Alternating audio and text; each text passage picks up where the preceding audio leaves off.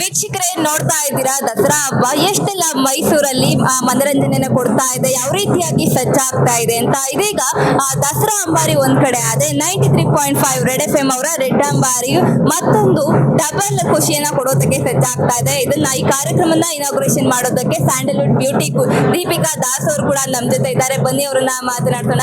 Madam, ಕಾರ್ಯಕ್ರಮಕ್ಕೆ ನಮಸ್ಕಾರ. Thank you so much.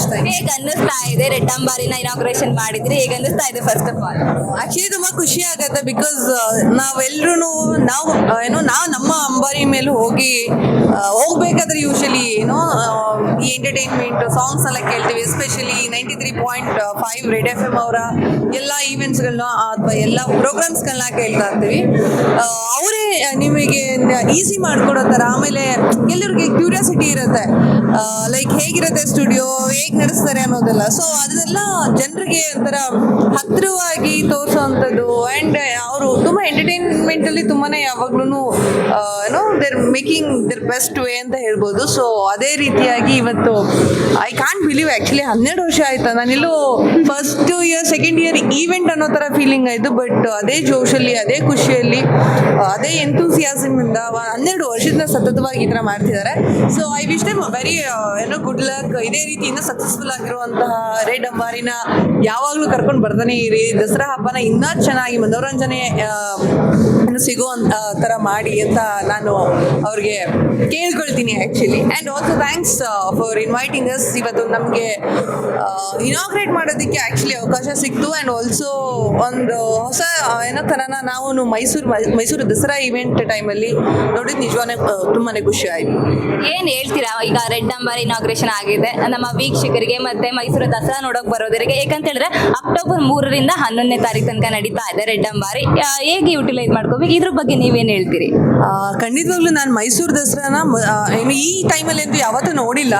So ಅದೃಷ್ಟವಂತರಾಗಿರ್ಬೇಕು ಅದಕ್ಕೆ ಅಂತ ನಾನು ಕೇಳ್ಪಟ್ಟಿದ್ದೀನಿ. ಸೊ ಆ್ಯಂಡ್ ಆಲ್ಸೋ ತುಂಬ ಕ್ರೌಡ್ ಇರುತ್ತೆ. ಆ್ಯಂಡ್ ಆಲ್ಸೋ ತುಂಬಾ ಎಲ್ಲರೂ ತುಂಬ ಬ್ಯುಸಿಯಾಗಿರ್ತಾರೆ. ಮನೆಯಿಂದ ಹಿಡಿದು ಪ್ರತಿಯೊಂದು ಅಂಗಡಿಗಳಲ್ಲಿ, ಪ್ರತಿಯೊಂದು ಬಿಲ್ಡಿಂಗ್ಗಳಲ್ಲೂ ಕೂಡ ಈ ಸೆಲೆಬ್ರೇಷನ್ ತುಂಬಾ ಅದ್ದೂರಿಯಾಗಿ ನಡೆಯೋದ್ರಿಂದ ಒಂದು ಎಚ್ಚರನೂ ವಹಿಸ್ಕೊಳ್ಳಿ. ಯಾಕೆ ಅಂದರೆ ಈ ಮೈಸೂರಿನಲ್ಲಿ ತುಂಬಾ ಕ್ರೌಡ್ ಆಗಿರುತ್ತೆ, ಕಳೆದೋಗುವಂಥ ಮಕ್ಕಳುಗಳು ಜಾಸ್ತಿ ಆಗ್ತಾರೆ. ಆಮೇಲೆ ಸೆಲೆಬ್ರೇಷನ್ ಟೈಮಲ್ಲಿ ಹೆಚ್ಚು ಕಡಿಮೆ ಆಗುವಂಥ ಏನಾದರೂ ಒಂದು ಸಾಧ್ಯತೆಗಳಿರುತ್ತೆ. ಸೊ ಅದ್ರ ಬಗ್ಗೆ ಎಲ್ಲ ಗಮನ ತಗೊಳ್ಳಿ. ಆ್ಯಂಡ್ ಆಲ್ಸೋ ಈ ಹಬ್ಬನ ಇನ್ನೂ ನಿಮ್ಮೆಲ್ಲರ ಒಂದು ಎಲ್ಲರೂ ಬರೋದ್ರಿಂದ ಇನ್ನೂ ಜಾಸ್ತಿನೇ ಚೆನ್ನಾಗಿ ಸೆಲೆಬ್ರೇಟ್ ಆಗುತ್ತೆ.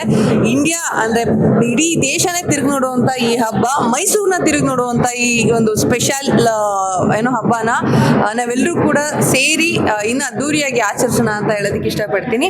ಹಾಗೆ ಎಲ್ಲ ವೀಕ್ಷಕರಿಗೂ ದಸರಾ ಹಬ್ಬದ ಹಾರ್ದಿಕ ಶುಭಾಶಯಗಳು.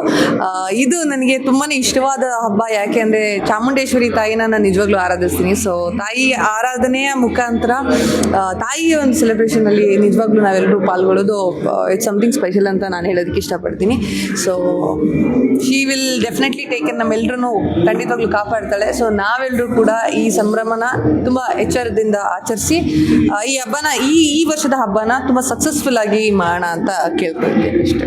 ಹಾಗಾದ್ರೆ ಮೈಸೂರು ನಿಮ್ಗೆ ಎಷ್ಟು ಸ್ಪೆಷಲು, ದಸರಾ ನಿಮ್ಗೆ ಎಷ್ಟು ಸ್ಪೆಷಲು? ಆ ರೀತಿ ನೋಡೋದಾದ್ರೆ ಮೈಸೂರು ತುಂಬಾ ಸ್ಪೆಷಲ್ ನನಗೆ. ಯಾಕೆಂದರೆ ನಾನು ಒಂದೊಂದ್ಸರಿ ಅನ್ಕೊಳ್ತಾ ಇರ್ತೀನಿ, ಒಂದೊಂದ್ಸರಿ ಎಲ್ಲ ತುಂಬ ಸರಿ ಅನ್ಕೊಳ್ತೀನಿ, ಯಾವುದು ಮುಚ್ಚುಮರೆ ಏನಿಲ್ಲ. ಬೆಂಗಳೂರು ಅಂತ ಬಂದರೆ ತುಂಬಾ ಬ್ಯುಸಿ ಥರ ವರ್ಕ್ ಅಂತ ಅನಿಸ್ತಾ ಇರುತ್ತೆ, ತುಂಬ ಟ್ರಾಫಿಕ್ ಅಂತ ಅನ್ನಿಸ್ತಾ ಇರುತ್ತೆ. ಆದರೆ ಮೈಸೂರು ಅಂತ ಬಂದರೆ ನೆಮ್ಮದಿ, ಪೀಸ್. ಎಲ್ಲಿ ನಿಮ್ಗೆ ನೆಮ್ಮದಿ ಸಿಗುತ್ತೆ ಅಂದರೆ ಮೈಸೂರು ಅಂತ ಹೇಳೋದಕ್ಕೆ ಇಷ್ಟಪಡ್ತೀನಿ. ಸೊ ಮೈಸೂರಲ್ಲಿ ಇರಬೇಕು ಅನ್ನೋದು ಒಂಥರ ನನ್ನ ಆಸೆನೂ ಕೂಡ ಇದೆ. ಅಂದರೆ ಇಲ್ಲೇ ಇದ್ಬಿಡ್ಬೇಕು, ಸೆಟ್ಲ್ ಆಗಿಬಿಡ್ಬೇಕು ಅನ್ನೋ ಥರ. ಅಪಾರ್ಟ್ ಫ್ರಮ್ ಬ್ಯಾಂಗ್ಳೂರು ಏನಂದರೆ ಕೆಲಸ ಅಲ್ಲಿ ಹೋದ ತಕ್ಷಣವೇ ತುಂಬ ಗಡಿಬಿಡಿ ಕೆಲಸ ಈ ಥರನೇ ಇರುತ್ತೆ. ಹೌದು, ಅದು ಖಂಡಿತ ಇಂಪಾರ್ಟೆಂಟ್. ಆ್ಯಂಡ್ ಪೀಸ್ ಅಂತ ಬಂದಾಗ ನಮ್ಮ ಮನಃಶಾಂತಿಗೋಸ್ಕರ ಮೈಸೂರು ದಿ ಬೆಸ್ಟ್ ಪ್ಲೇಸ್ ಅಂತ ಹೇಳೋಕ್ಕೆ ಇಷ್ಟಪಡ್ತೀನಿ. ಸೊ ಹಾಗಾಗಿ ಮೈಸೂರು ತುಂಬಾ ಸ್ಪೆಷಲ್ ನನಗೆ. ಆ್ಯಂಡ್ ನಾನು ಎವ್ರಿ 2 ಮಂತ್ಸ್ ಅಥವಾ 1 ಮಂತ್ ಅಂತೂ ನಾನು ಬರ್ತಾನೆ ಇರ್ತೀನಿ. ನಾನು ಚಾಮುಂಡಿ ಟೆಂಪಲ್ ವಿಸಿಟ್ ಮಾಡ್ತಾ ಇರ್ತೀನಿ. ಆ್ಯಂಡ್ ದಸರಾ ಅಂತ ಬಂದಾಗ ನಮ್ಮ ಮನೆಯಲ್ಲೂ ಕೂಡ ತುಂಬಾ ಚೆನ್ನಾಗಿ ಸೆಲೆಬ್ರೇಟ್ ಮಾಡ್ತೀವಿ ಈ ಹಬ್ಬನ. ಆಯುಧ ಪೂಜೆ ನಂಗೆ ತುಂಬ ಇನ್ನೂ ನೆನಪಿದೆ. ಚಿಕ್ಕದ್ರಲ್ಲೆಲ್ಲ ನಮ್ಮ ಮನೇಲಿರೋ ಎಲ್ಲ ಆಯುಧಗಳನ್ನ ತಂದು ತೊಳೆದು ಆ ಸಂಭ್ರಮನೇ ತುಂಬ ಸ್ಪೆಷಲ್ ಆಗಿರ್ತಾ ಇತ್ತು. ಇಂಡಸ್ಟ್ರಿ ಬಂದಮೇಲೆ ಅಂತೂ ನಾವು ಹಾಕೋ ಮೇಕಪ್ ಅಥವಾ ಎಕ್ವಿಪ್ಮೆಂಟ್ಸ್ನ, ಆಮೇಲೆ ನಾವು ಓಡಾಡುವಂಥ ಗಾಡಿ, ಇದೆಲ್ಲನೂ ಏನೋ ಆ ದಿನಗಳಲ್ಲಿ ಸ್ಪೆಷಲ್ ಕೇರ್ ತಗೊಂಡು ಅದನ್ನು ಪೂಜೆ ಮಾಡೋದು, ಸೆಲೆಬ್ರೇಟ್ ಮಾಡೋದು ಸಮಥಿಂಗ್ ಸ್ಪೆಷಲ್.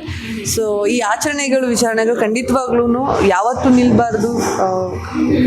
ತುಂಬ ವರ್ಷಗಳ ಕಾಲ ಹೀಗೆ ಕ್ಯಾರಿ ಆಗಬೇಕು, ಎಲ್ಲರೂ ಕ್ಯಾರಿ ಮಾಡ್ತಾ ಹೋಗಿ ನಮ್ಮ ಟ್ರೆಡಿಷನ್ಸ್ನ, ನಮ್ಮ ಕಲ್ಚರ್ನ ಎಲ್ಲನೂ ಕಾಪಾಡ್ಕೊಂಬರ್ಬೇಕು ಅನ್ನೋದನ್ನ ಹೇಳಕ್ಕೆ ಇಷ್ಟಪಡ್ತೀನಿ. ಈ ವರ್ಷ ನೀವು ಅಂದರೆ ಮದುವೆ ಆಗಿದ್ದೀರಿ, ಎಷ್ಟು ಸ್ಪೆಷಲ್ ಹಾಗಾದ್ರೆ? ಸ್ಪೆಷಲ್ ಎಲ್ಲ ಹಬ್ಬನೂ ಸ್ಪೆಷಲ್ಲೇ ನಮ್ಗೆ ಹಂಗೆ ನೋಡೋಕ್ಕೋದ್ರೆ. ಬಟ್ ಈ ಸರಿ back to back ಹಬ್ಬಗಳಾಗೋಯ್ತು.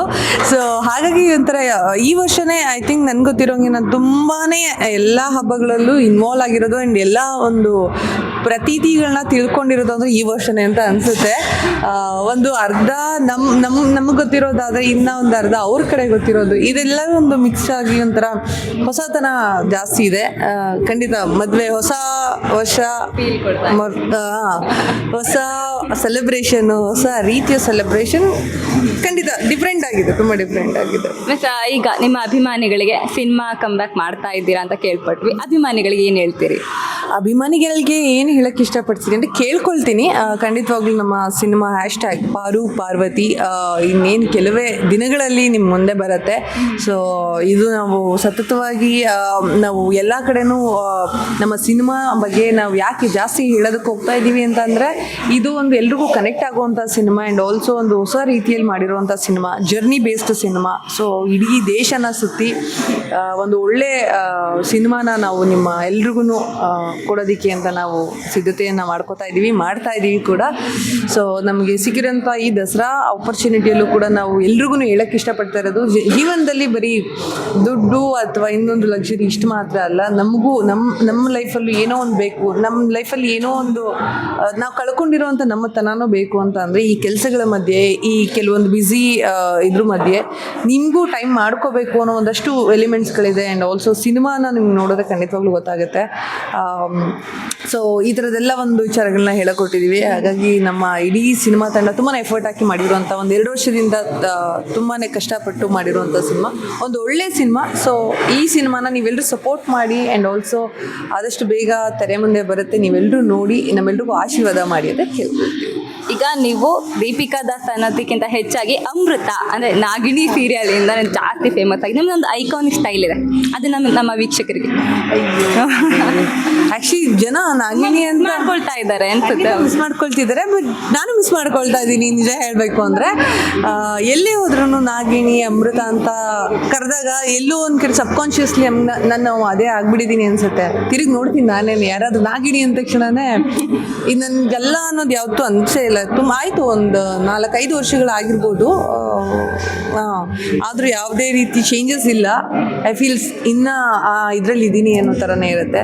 So iconic style ಅಂತ ಏನಿಲ್ಲ, ನಾನು ನೋಡಿದಾಗಲೇ ಜನ ಯೂಶ್ವಲಿ ಹೇಳ್ತಾ ಇರ್ತಾರೆ ನಾಗಿಣಿ ಥರ ಇದ್ದೀರಾ, ನಾಗಿಣಿ ಥರ ಕಾಣಿಸ್ತೀರಾ ಅಂತ. ಸೊ ಅದೇ ಐಕಾನಿಕ್ ಆಗಿ ಇರುವಂಥ ವಿಷಯ.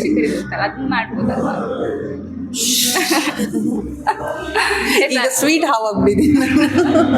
ಕೊನೆಯದಾಗಿ ಏನು ಹೇಳ್ತೀರಾ ಹಾಗಾದ್ರೆ ನಮ್ಮ ವೀಕ್ಷಕರಿಗೆ? ಏನಿಲ್ಲ, ಹಬ್ಬ ಬರ್ತಾ ಇದೆ, ನಿಮ್ಮೆಲ್ರಿಗೂ ಗೊತ್ತು. ನನಗಂತೂ ಈ ವರ್ಷ 2-3 ಸಂಭ್ರಮ ಆಚರಣೆ ಮಾಡುವಂಥ ಏನೋ ಸಿಚುವೇಶನ್. ಏನಂದರೆ ಎಲ್ರಿಗೂ ಗೊತ್ತಿರೋ ಹಾಗೆ ಮೊದಲನೇದಾಗಿ ದಸರಾ ಹಬ್ಬ. ಈಗ ನನಗೆ ಸ್ಪೆಷಲ್ ಅಂತ ಅಂದರೆ ಸಿನಿಮಾ ರಿಲೀಸ್ ಆಗ್ತಾ ಇದೆ ಆ್ಯಂಡ್ ಇನ್ನೊಂದು ಈ ವರ್ಷ ಮದುವೆ ಆಗಿದ್ದೀವಿ. ಸೊ ಇದೆಲ್ಲ ಒಂಥರ ಸ್ಪೆಷಲ್ ಆಗಿದೆ. ಸೊ ನನಗಂತೂ ಈ ವರ್ಷ 2024 ಇಸ್ ಬೆಸ್ಟ್ ಅಂತ ಹೇಳೋಕ್ಕೆ ಇಷ್ಟಪಡ್ತೀನಿ.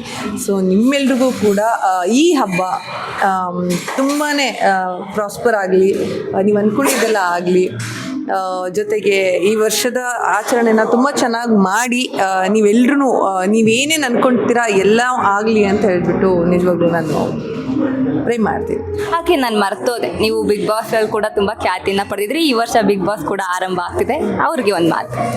ಏನಿಲ್ಲ, ಎಲ್ಲ ಕಂಟೆಸ್ಟೆಂಟ್ಸ್ಗೂ ನನ್ನ ಕಡೆಯಿಂದ ಆಲ್ ದ ವೆರಿ ಬೆಸ್ಟ್ ಹೇಳಕ್ಕೆ ಇಷ್ಟಪಡ್ತೀನಿ. Just leave that moment. ಯಾವುದೇ ರೀತಿ ನಾನು ಅಂದರೆ ಏನೋ ಮಾಡಬೇಕಲ್ಲ ಅಂತ ಏನೋ ಒಂದು ಕೆಲಸನ ಮಾಡೋದ್ರ ಬದಲು, ಎನಿವೇಸ್ ಅವ್ರು ಒಳಗಡೆ ಇದ್ದಾರೆ, ನಾನು ಇಲ್ಲಿ ಏನು ಪ್ರಯೋಜನ ಇಲ್ಲ.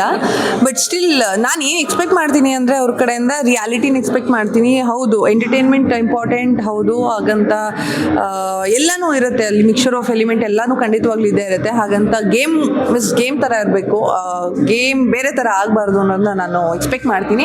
ಈ ಸೀಸನ್ ಒಂದು ಒಳ್ಳೆ ಸೀಸನ್ ಆಗಿರಲಿ, ಎಲ್ರಿಗೂ ಕೂಡ ಒಳ್ಳೆ ಎಂಟರ್ಟೈನಿಂಗ್ ಆಗಿರಲಿ, ಜನರು ನೋಡಿ ಅದನ್ನು ಖುಷಿ ಪಡಲಿ ಅಂತ ಆಶಿಸ್ತೀನಿ. ಆಯ್ತಾ, ಧನ್ಯವಾದಗಳು. ಇಷ್ಟೊತ್ತು ನಮ್ಮ ಐಡನ್ಸ್ ನ್ಯೂಸ್ ಜೊತೆ ನಿಮ್ಮ ಕಾಲಾವಕಾಶನ ಕೊಟ್ಟಿದ್ದಕ್ಕೆ. ನಿಮ್ಮ ಸಿನಿಮಾ 100 days ರನ್ ಆಗಲಿ ಅಂತ ನಾವು ಕೂಡ ನಮ್ಮ ಐಡನ್ಸ್ ತಂಡದಿಂದ ಹಾರೈಸ್ತೀವಿ. Thank you. ನೋಡಿದ್ರಲ್ಲ ನಮ್ಮ ಸ್ವೀಟ್ ದೀಪಿಕಾ ದಾಸ್ ಅವರು ಎಷ್ಟೆಲ್ಲ ತಮ್ಮ ಅನಿಸಿಕೆಗಳನ್ನು ನಮ್ಮ ಜೊತೆ ಹಂಚ್ಕೊಟ್ರು ಅಂತ. ಇದೇ ರೀತಿ ಅವರ ಬಾಳಲು ಸಹ ಸ್ಪೆಷಲ್ ಆಗಿ 3 ಹಬ್ಬಗಳನ್ನು ಆಚರಿಸ್ತಾ ಇದ್ದಾರೆ. ಇನ್ನು ಮುಂದೆ ಅವರ ಜೀವನದಲ್ಲಿ ಒಂದೊಳ್ಳೆ ದಿನಗಳು ಬರಲಿ ಅಂತ ನಾವು ಕೂಡ ಹಾರೈಸೋಣ. ಕ್ಯಾಮ್ರಾ ಪರ್ಸನ್ ಪ್ರಜ್ವಲ್ ಜೊತೆ ರಾಧಿಕಾ, ಈಡನ್ಸ್ ನ್ಯೂಸ್, ಮೈಸೂರು.